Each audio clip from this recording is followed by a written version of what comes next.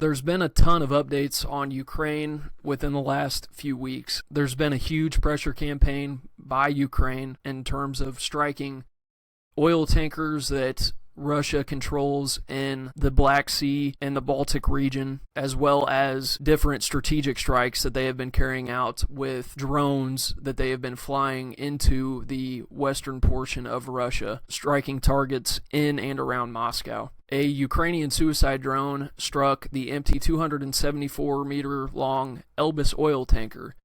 It was on its way to pick up oil in a Russian port when it was hit 30 miles off Turkey's Black Sea coast. Reports suggest that 10 tankers have been targeted with kinetic strikes since late November, with another 6 seizures capturing shadow tankers leaving Venezuela. While this proposes challenges to come for Russian oil, the total of 16 tankers targeted, only half of which were Russian vessels, represent a very small fraction of over 1,200 estimated shadow tankers that they possess in their national fleet. 4 of the aforementioned oil tankers targeted in kinetic strikes were run by Greek shipping companies and were targeted in the Black Sea on Tuesday as they headed to load crude at the Caspian Pipeline Consortium terminal near Russia's coast. British authorities then said that they are preparing to begin seizing shadow fleet vessels following the U.S. example, and also to use the oil they carry to fund military assistance to Ukraine.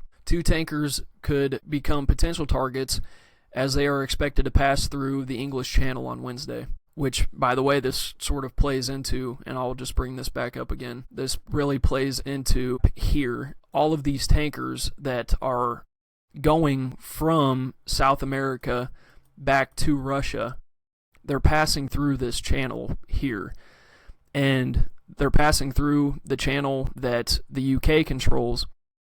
But furthermore, they're passing through these channels that Greenland and Norway controls. Last week, China, Russia, and Iran began a week of naval exercises in South African waters described as BRICS Plus operation to ensure safety of shipping and maritime economic activities. These 3 countries pairing up to do this, in my estimation, clearly signals that they're starting to get worried about the future of shipping coming from outside sources being imported into those countries or even exported from those countries, and that's why they're holding this joint operation in South African waters. And it's clearly been an effective campaign because China-Russia trade fell for the first time in 5 years.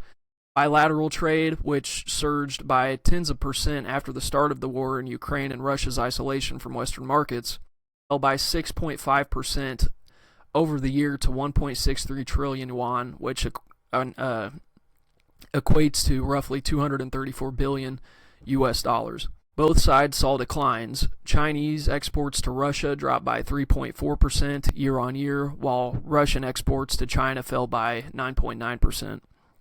And this doesn't just have to do with the current campaign that we have been imposing against these oil tankers. It also has to do with sanctions that have been put on any countries doing business with Russia in particular, but now it also has to do with the 25% tariff increase that Trump has recently put on any country doing business with Iran.